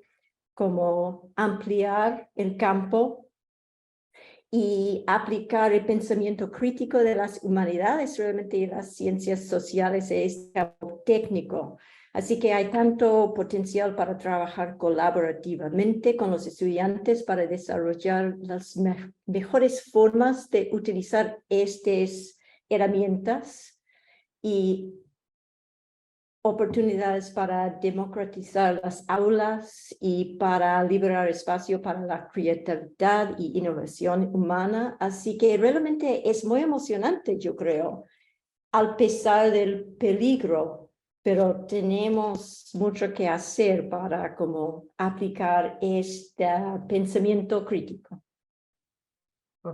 Bueno, muchas gracias, Jennifer, y me gusta este cierre también de un llamado a la creatividad, un llamado a la colaboración, a la interdisciplinaridad.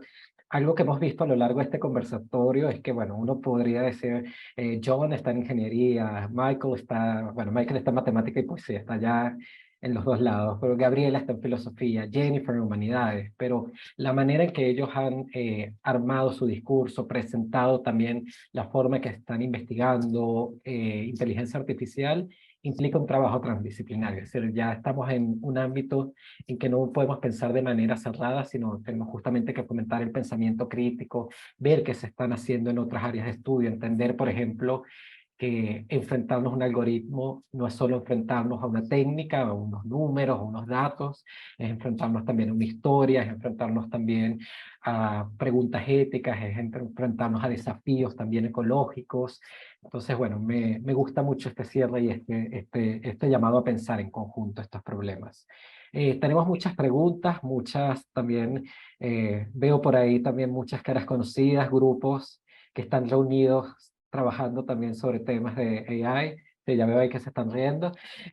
Antes voy a abrir un poco la palabra ahorita. Pueden levantar si quieren directamente la mano. Veo que ya José tiene levantar la mano. José, puedes intervenir, ya puedes desbotarte. Hola, ¿se me escucha? Sí, ¿Se me escucha, perdón? perfecto, perfecto. Ok, y disculpen que le hable desde las tinieblas, que voy escuchándolos desde la calle y quiero comenzar agradeciendo esta instancia. Soy un profesor también de la universidad, formado en filosofía y que estudia temáticas de tecnología digital hace algunos años. Tal vez algunos de ustedes estén al tanto, pero no sé si ayer o anteayer, muy recientemente, Eric Schmidt, el ex CEO de Google, pero que sigue teniendo mucha influencia en Google, le dio una bofetada a la carta, la famosa carta que firmaron varios expertos del ámbito de la AI, solicitando una moratoria, un parelé al desarrollo, argumentando de que eso le daría una ventaja estratégica a China. Tal vez no lo sepan, pero Eric Schmidt hoy en día también se desempeña como consejero a altos niveles gubernamentales en Estados Unidos, lo que hace sospechar que tampoco del Estado norteamericano vendrá un paralelo. Es decir, esta cosa se va a seguir desarrollando al ritmo, que póngale el apellido que se quiera, desenfrenado, con que se ha desarrollado en los últimos par de años. Y el impacto en el mercado laboral se viene. ¿Ya? Y como decía Sam Altman decía, bueno, siempre pensamos que la tecnología iba a venir a reemplazar y automatizar los trabajos físicos más elementales, pero no. Nos encontramos ante la perspectiva de que va a venir a reemplazar trabajos de, llamémoslo así, categoría media, ¿no? Se requiere uso de la inteligencia, una inteligencia relativamente mecánica, etcétera, etcétera. Ya se han hecho algunos estudios, unos más serios que otros, pero todos coinciden en que el impacto en el mediano plazo, probablemente en los países más desarrollados dentro de los próximos 5 años, países como los nuestros tardará una década, tal vez va a ser importantísimo. Y eché de menos alguna reflexión sobre ese asunto porque me da la impresión de que nosotros como universidad precisamente estamos formando individuos para que salgan al mercado laboral. Y muchas veces va a ocurrir que van a salir al mercado, un mercado laboral completamente transformado. Y creo yo que estamos en la obligación de tener la capacidad de imaginación de anticipar esos escenarios con la posición más o menos positiva que uno de los presentadores decía, digamos que la AI está ahí como una herramienta colaborativa, pero por supuesto que el mundo privado va a intentar liberarse del costo que significa mucha mano de obra a través de procesos automatizados, ¿ya? Entonces, no sé, ¿qué reflexiones tal vez alguno de los participantes que haya pensado sobre este punto que me parece de suma gravedad? Porque ese impacto podemos decir esto es bueno, es malo, me cae bien, es injusto, etcétera, etcétera, pero hay algo seguro que va a ocurrir, ¿ya? ¿Y qué hacemos como instituciones, como universidad ante eso? ¿Cómo nos preparamos reflexivamente para formar seres humanos que se enfrentan a un mercado laboral, digamos, completamente inaudito? Bueno, lo dejo hasta ahí. Bueno, gracias José. Bueno, justamente antes de empezar el conversatorio estábamos hablando de la carta que Gabriela ahorita estuvo con uno de los firmantes de la carta, entonces nos puede comentar más de eso. Solo añadir un punto que efectivamente lo que decías del término a nivel de empleo es también, digamos, hay un debate.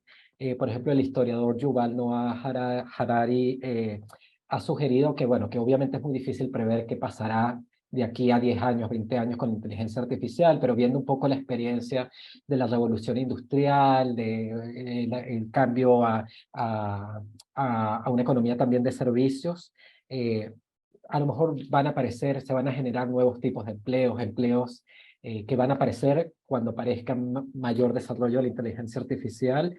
Esa es una de las visiones que yo, digamos, más he visto al respecto, pero sé que seguramente John, Michael, Jennifer y Gabriela van a tener más que decir al respecto. Si quieres, Gabriela, no sé si quieres empezar tú. Sí, disculpen la señal, estamos en un retiro del Centro Nacional de Inteligencia Artificial, así que se me va un poco, cualquier cosa me avisan. Efectivamente, ayer tuvimos la oportunidad de hablar con Claudio, quien trabaja en el Future of Life Institute, que son los que propusieron esta carta inicialmente, y le hicimos varias de estas preguntas, porque también nos importaba cuáles eran los objetivos, la misión, lo que ellos realmente esperaban conseguir con esto. Estaban bastante sorprendidos porque para ellos fue un shock que en el fondo tomara tanta importancia. Ellos no esperaban que eso ocurriera. Y uno de los grandes cuestionamientos que nos hacíamos tenía que ver justamente con eso, que yo les pregunté en realidad hasta qué punto esto es quizá un poco ingenuo, porque en realidad tenemos todas otras potencias mundiales, sobre todo en Asia, no solo China, sino que también Japón, Corea, que no necesariamente, incluso Rusia, aunque eso es debatible, pero que de alguna manera ellos siguen manejando como sus propias directrices, y esto parecía más bien un foco bastante occidentalizado sobre las expectativas y las regulaciones y lo que se esperaba hacer.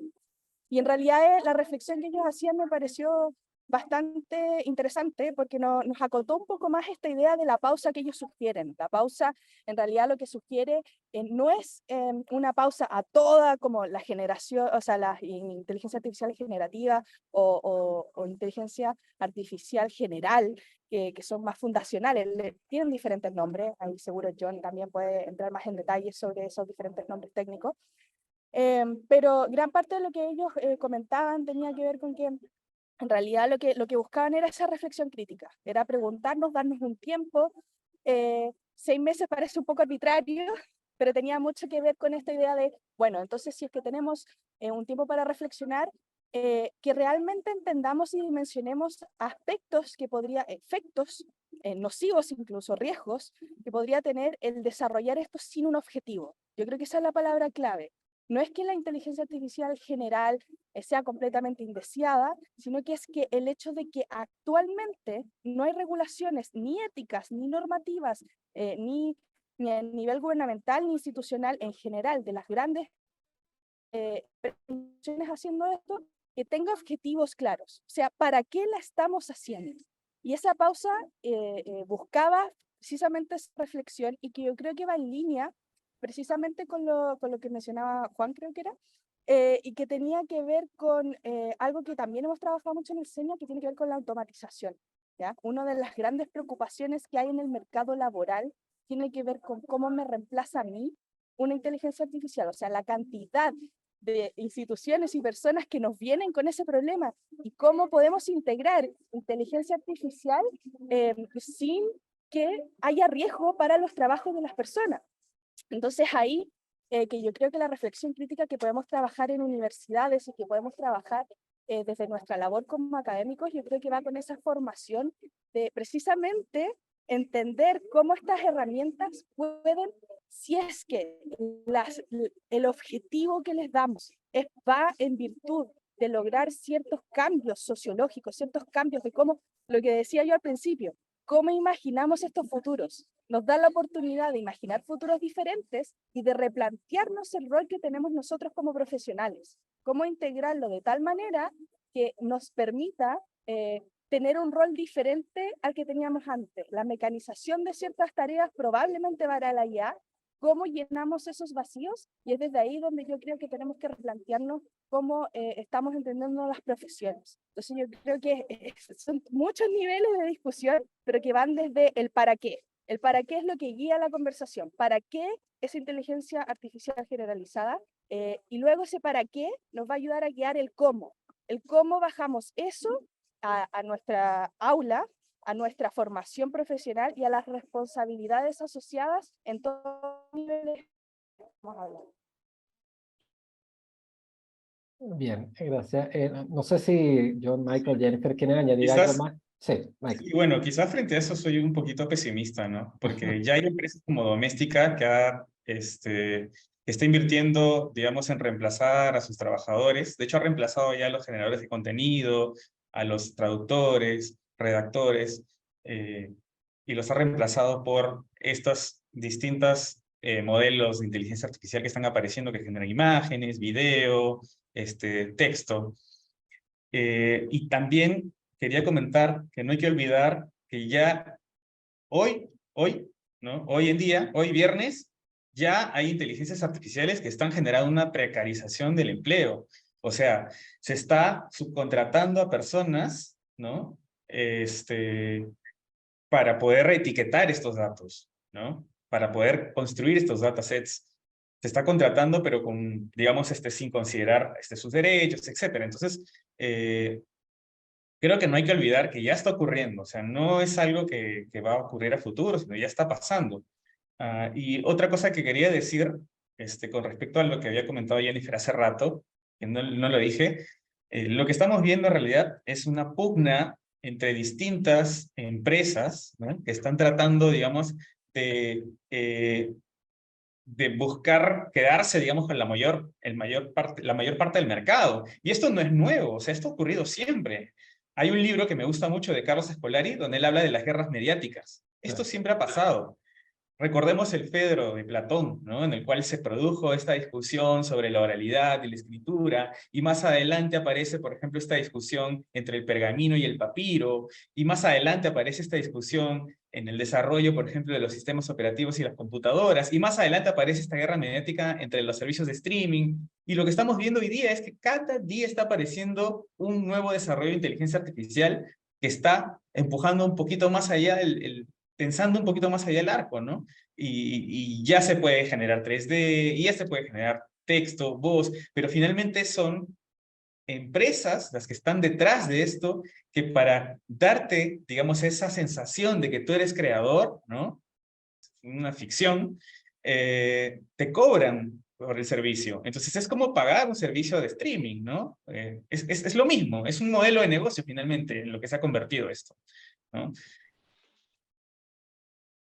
Sí, oye, Alejandro, yo quería dar una visión un poquito, y qué bueno que lo tocó también Mike, una visión un poquito diferente para responder la pregunta original, digamos, de las preocupaciones que hay.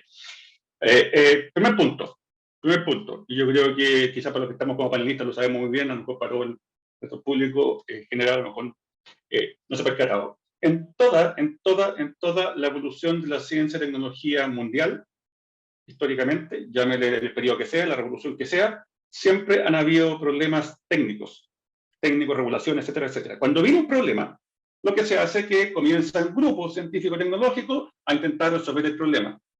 Habiendo dicho eso, la pregunta, nunca ya han habido problemas mucho más complejos, incluso desde el punto de vista de regulación, vacunas, bueno, de hecho tuvimos discusiones éticas más o menos importantes con el tema de las vacunas recientemente, ¿cierto?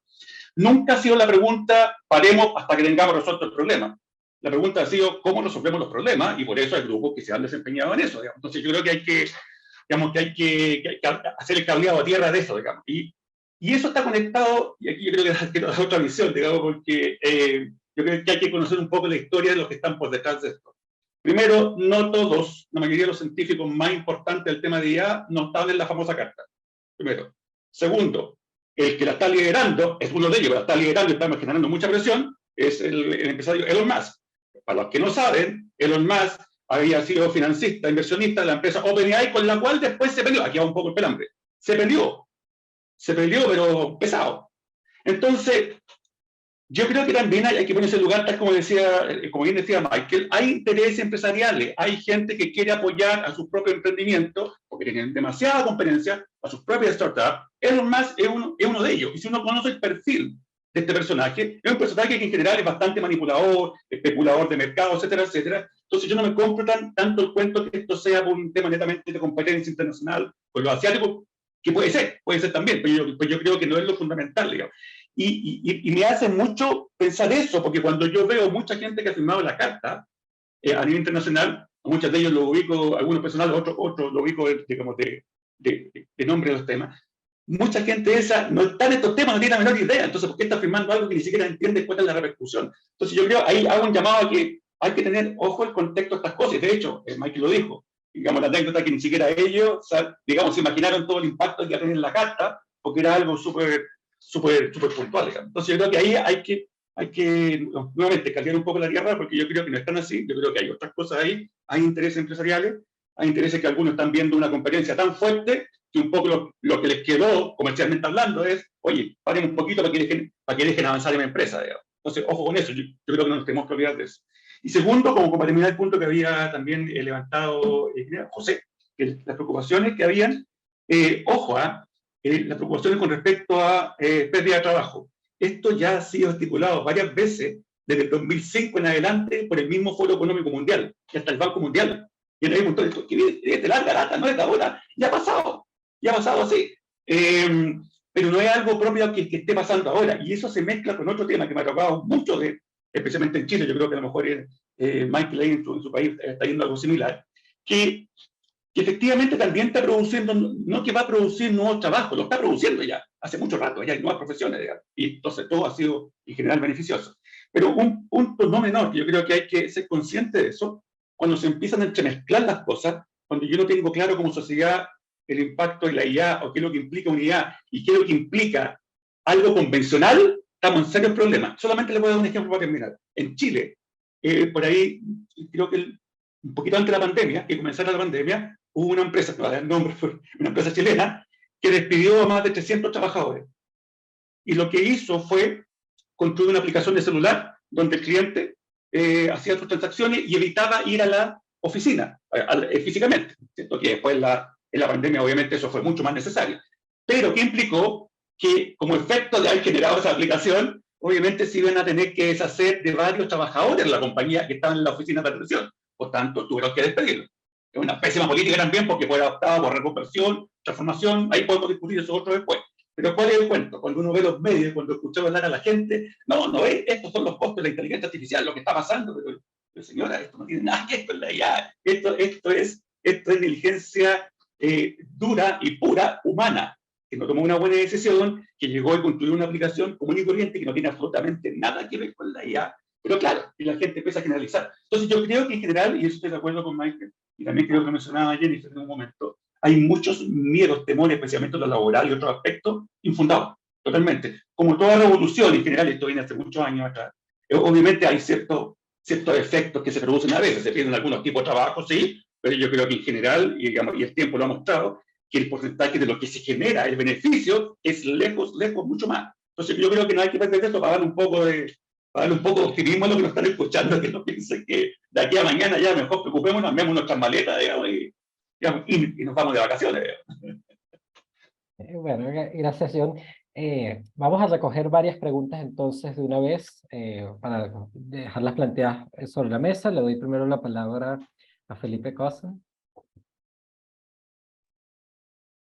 Hola, muchas gracias y felicitaciones por el diálogo, ha estado muy interesante.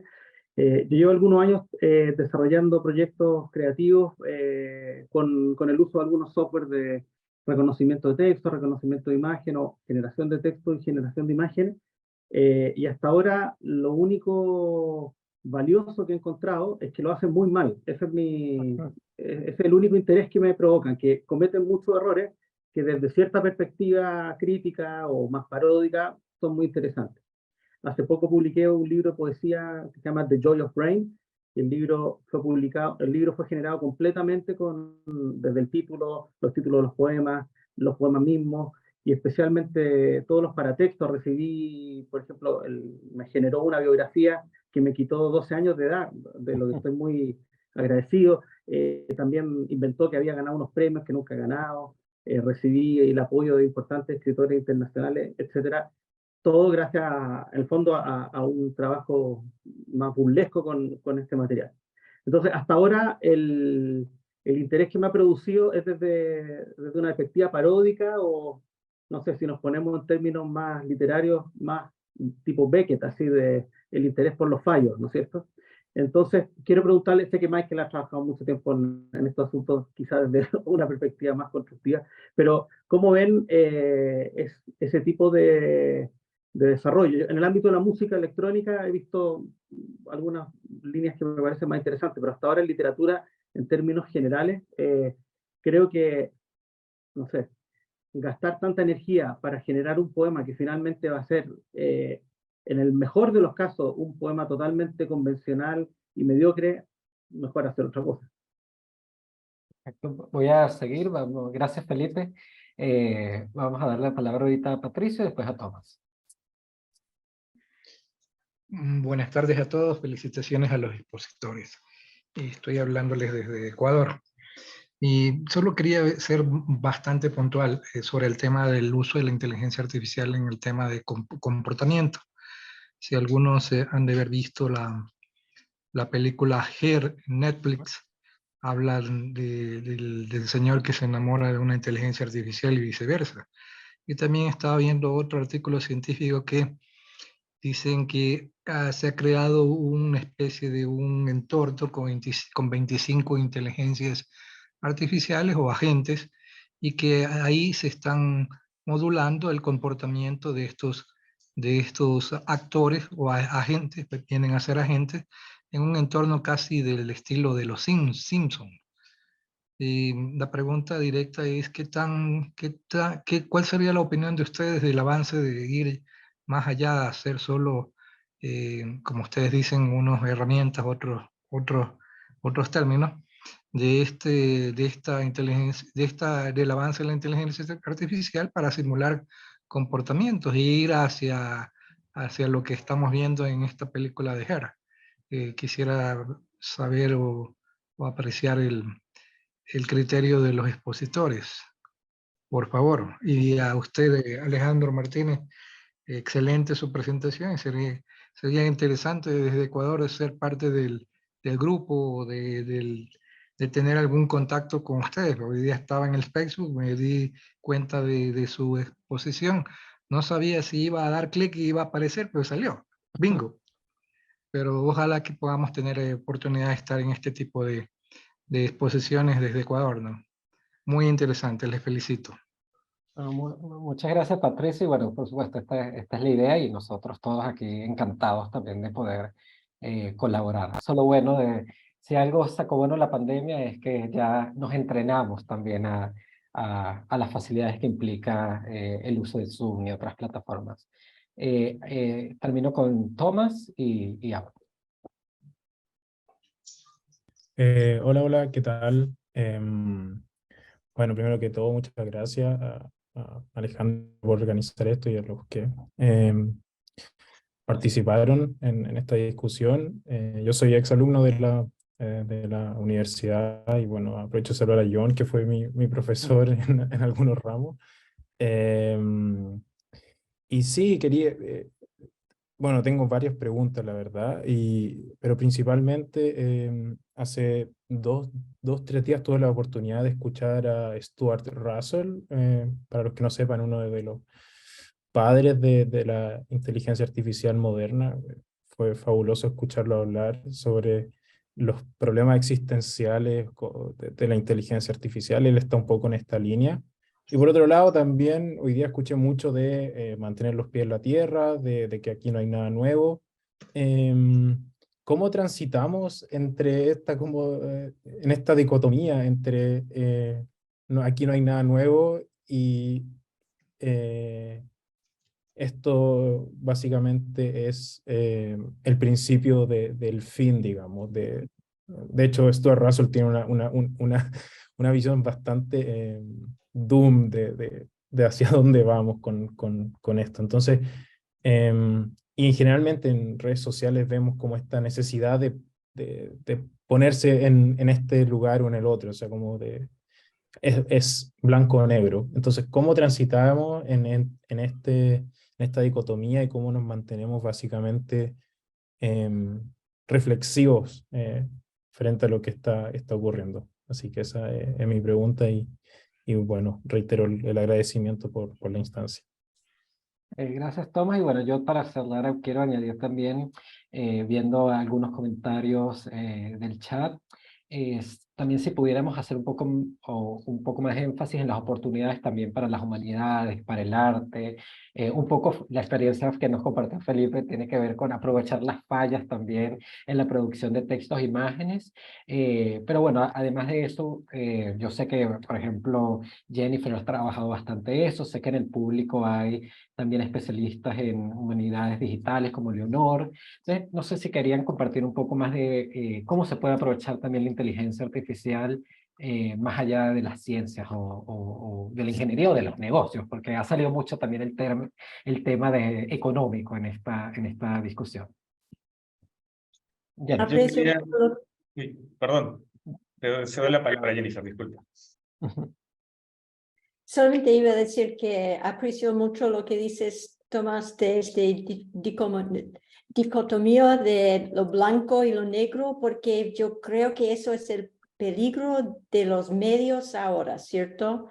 Que están como empujando estos cuentos de la inteligencia artificial y nos toca a nosotros, y yo creo, más que nada en las humanidades, para como agregar un poco entre medio, para como cerrar este brecho, ¿cierto? Así que yo creo que las humanidades realmente son un área de extremo potencial para el crecimiento de ciencia de datos realmente. Así que en humanidades o profesionales con formación humanista, como la Universidad Adolfo Ibáñez, ¿cierto?, tiene esta formación de preguntar no solamente qué podemos hacer con estas tecnologías, pero ¿por qué? ¿Qué es lo que queremos lograr para utilizarlo? ¿Y cómo vamos a utilizarlos? Así que esas son las preguntas que tenemos que pensar ahora. Y como dijo yo creo antes Gabriela, tenemos que llevar las habilidades blandas de las humanidades a estos problemas tecnológicos también. Y así podemos pensar más críticamente y no solamente en blanco y negro y ir adelante. Gracias, Jennifer. Michael. Yo quería responderle a Felipe. A ver, me avisan si se puede, si se ve mi pantalla. Perfecto. Había preparado una presentación, pero creo que era más interesante el diálogo, la discusión. Bueno, sobre la poesía. Yo también vengo trabajando así como Felipe desde hace tiempo y algo que resuena mucho en mi cabeza son estas palabras de Augusto de Campos, ¿no? Bueno, hay dos frases que él tiene que son, me parecen a mí, mis mantras, ¿no? Uno de ellos es, poesía es riesgo, y la otra es, poesía es todo lo que no es poesía, ¿no? Como contradiciéndose. Este es un trabajo que yo hice usando GPT-2, entrenándolo con poemas de Cummings, ¿no? Esto es del 2019. Y ¿Por qué les estoy mostrando esto? Porque si ustedes utilizan, por ejemplo, ChatGPT, difícilmente les va a entregar un resultado de este tipo. Si tú utilizas un prompt como hazme un poema o quiero que el poema sea sobre tal cosa, ¿no? Y aquí es donde interviene lo que se conoce como ingeniería del prompt, es decir, cuál es ese texto semilla que tú vas a utilizar para lograr que este modelo te permita obtener aquello que tú buscas, es decir, un poema donde hay una ruptura, por ejemplo, del lenguaje, o donde se utilice la espacialidad del medio, etcétera, ¿no? Y siguiendo con esta misma idea, uno de los campos que yo investigo es el de la poesía electrónica, poesía digital. Este es un poema muy conocido de Augusto de Campos que se llama ¿Acaso? Y que hace referencia al azar. Entonces aquí pueden ver que yo estoy usando en este caso ChatGPT, la versión 4, y pueden ver que le estoy dando una instrucción usando el lenguaje natural, pero estoy utilizando, digamos, ahí una representación visual, ¿no? Para obtener como resultado el mismo poema, que no es otra cosa que son permutaciones de las letras que componen la palabra acaso. Pero luego yo le pido que ese código que me permite obtener el poema lo reescriba para que sea interactivo, ¿no? Entonces con esto quiero dejar, o quiero mencionar que hay muchas posibilidades para los creadores. Sobre todo, por ejemplo, si antes tú querías producir una obra de literatura electrónica o literatura digital y no sabías programar. Creo que esto, en cierta manera, acerca la literatura electrónica a los creadores que son legos, digamos, en este quehacer, que es la programación y la codificación. Los acerca porque reduce, digamos, el problema a indicarle debidamente cuál es ese prompt que tú necesitas. Bueno, aquí lo voy a dejar. Bueno, gracias, Michael. Igual, no sé, si quieres dejar el link, porque sé que tienes todo este material online, porque sé que hay mucho interés también en la poesía electrónica y digital. No sé, Gabriela, John. A ver, John, dale. Sí, sí, solamente como pseudo palabra de cierre, que estamos terminando luego. Quería hacer un raya para la suma, digamos, que una mayor parte de los temas que se han conversado acá, que se requiere que la humanidad es que la ciencia que, todo ha estado por años. Yo creo que hay un tema yo creo que hay un error de la sociedad en general, y especialmente la academia, que yo creo que ha sido en general el sistema académico pésimo divulgador, pésimo comunicador, porque todo, sin ninguna excepción, todo lo que hemos hablado ahora y la necesidad que ustedes ven en el futuro, no hay futuro, ya más de 30, 40 años en el espacio internacional. Ustedes se preguntarán ahora, bueno, ¿por qué yo no lo he visto? Bueno, porque los medios de difusión, de comunicación, son bastante deficientes, digamos, que son medios bastante tradicionales, digamos, y que a menos que tú estés muy en contacto con la gente especializada, los grandes grupos, las grandes empresas y universidades, digamos, que están en los temas, no lo vas a ver. Entonces, por ejemplo, por nombrar algunas cosas, digamos, el tema de humanidades y humanidades digitales está hace mucho tiempo. De hecho, a mí me tocó participar en un proyecto en Canadá, digamos, con el tema de IA aplicado al mundo de la humanidad, digamos, y con la lingüística, ¿para qué decir? Porque trabajo en el lenguaje. El sistema educacional está en una tecnología que si alguien quiere ver, te recomiendo, que tiene un inicial en inglés que se llama ITS, que en español sería Sistemas Tutores Inteligentes. Tiene por lo menos 30, 40 años de antigüedad y se ha aplicado en un montón de partes del mundo, con un montón de desarrollos súper importantes. Pero yo apuesto que un montón de gente no lo conoce, nuevamente, porque hay temas de acceso, no es tan fácil, etcétera, etcétera, pero están. Entonces, por eso, en general, cuando uno empieza a ver esto, y uno empieza como a desenmascarar o a separar las partes constitutivas de todo lo que ustedes están viendo ahora, ya está hace mucho tiempo. Lo que pasa es que quizás, claro, ha mejorado el acceso, y nuevamente el tema inicial, hay un marketing extremadamente potente. Pero ojo con eso para no perdernos, porque muchas de estas cosas es como que ya, y ahora que estamos en IA, ¿qué vamos a hacer con el futuro? El futuro del trabajo, el futuro de la vida, pero si esto tiene hace tiempo, y estos cuestionamientos, digamos que hemos hecho en general en la sociedad en el último mes, quizás, es más preponderancia, son cuestionamientos que ya se han dado mucho tiempo antes. ¿Ya? Así que ojo con eso. Yo creo que la gente, yo lo incito, y un poco tiene que ver con tu pregunta también, Alejandro, yo creo que es súper importante, ya que los medios a veces pueden jugar una mala pasada. Dos temas importantes: alfabetización, es súper importante, alfabetización en el amplio sentido de la palabra, para todos los que no son tecnólogos, todos los que no están en el mundo de la tecnología, y es súper importante. Y si alguien no tiene tiempo, o que le cuesta, o lo que sea, no importa, se puede acercar a especialistas que hay en un montón de lados, digamos, tiene que acceder a ellos. Pero yo creo que eso es el tema más importante. Cuando la gente se empieza a acercar a eso, se empieza a dar cuenta, wow, lo que me están vendiendo no es nuevo, hay cosas mejores nomás que no han sido exitosas en difundirse, pero el tema ya está. Entonces, yo ahí lo invito a que se interioricen, digamos, porque hay muy pocas cosas, en general hay muy pocas cosas nuevas que están haciendo ahora, digamos. Son básicamente combinaciones de cosas que ya existían. Y bueno, gracias. Sí. Perdón, quería terminar con un comentario, que alguien dijo, en alguna pregunta o un comentario, con el tema de los trabajos, la proyección de los trabajos, las pérdidas, hablaban de esta capacidad de las máquinas que pueden reemplazar algunas profesiones como desarrollo de software, programación, pero lo cual no es tan así, digamos. Y de hecho solamente quiero dejarle con un solo ejemplo, que es un nombre. Uno de los primeros, una primera herramienta que permitía, mucho antes que ChatGPT, ayudar a los programadores a generar programas o arreglar, se llamaba Copilot.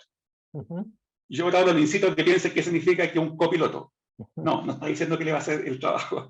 Lo que está haciendo es un copiloto. O sea, es una herramienta de apoyo que usted puede usar para nichos súper específicos, pero olvídese, no le va a hacer el trabajo por usted. Usted tiene que estar al lado supervisando, especialmente cuando hay un alto riesgo que la información que le entregue o el programa que le entrega incluso tenga problemas. Entonces, solamente para que pensemos lo que está detrás incluso de cada nombre. Eso, gracias. Gracias, John. Y bueno, y ahora empezamos con Gabriela y vamos a cerrar con Gabriela este conversatorio. ¿Me escuchan bien? Hay un poco de ruido acá. Sí. Así que lo voy a hacer un poco corto. Bueno, yo creo que la reflexión final, yo me quiero centrar más que nada en esta idea del blanco y negro, ¿ya? Hay muchos miedos, hay muchas limitaciones, hay muchas cosas buenas, pero yo creo que en las sutilezas es donde está el verdadero valor de lo que vamos a encontrar. Y es ahí donde yo creo que esa discusión, estas discusiones que estamos teniendo, tienen mucho que ver con cómo hacemos que esa sutileza se convierta en la narrativa que va a, de alguna manera, guiarnos en este desarrollo de aquí en adelante. Yo creo que el trabajo que estamos haciendo, y de hecho agradezco también por la invitación, por este diálogo que estamos teniendo, precisamente porque yo creo que es en esa sutileza en el que cuestionemos, el que lo demos por sentado, en ese pensamiento crítico, que tanto las aplicaciones técnicas como los beneficios que tiene para la creatividad, para la generación literaria, para todas estas cosas que son propias de las humanidades, creo que es en esa diferencia, en el hecho de que podamos pausarnos, preguntarnos por qué, para qué, es en un cuestionamiento mismo que vamos a encontrar unas directrices que nos van a permitir integrar este cambio de paradigma de la inteligencia artificial de manera que sea lo más beneficiosa posible. Entonces, yo quiero enfocarme en eso. Quizás es un poco cliché, pero no es blanco y negro. Y no quiero decir que es gris, porque a mí me parece que es un arcoíris. A mí me parece que hay, en el arcoíris hay mezclas de colores que quizás no van a funcionar. Hay límites para el arcoíris, nos podemos caer de la gama de colores, pero trabajemos de alguna manera para potenciar esos colores que ya tiene el arcoíris, para potenciarlos desde el trabajo interdisciplinario, que es el que yo creo que nos va a llevar a lograr grandes cosas.